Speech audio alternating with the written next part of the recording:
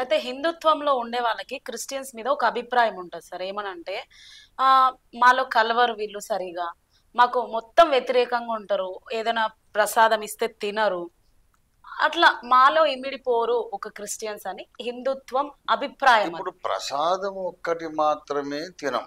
ఉమ్, ఎందుకు తినము అని అంటే, మేము నమ్మిన దేవుడు ఆయన మాకు ఇది ఆజ్ఞాపించాడు. తర్వాత మా దేవుడు నిజమైన దేవుడు, మీరు అనుకున్నవన్నీ మీకు మోక్ష మార్గం ఇవ్వవు, చారిత్రక ఆధారాలు లేవు అనే ఒక డిస్టింక్షన్ చూపించడానికి తినమంతే తప్ప, ఉమ్, మిగతా ఇక మేము హిందువుల నుంచి వేరైపోయింది ఏముంది.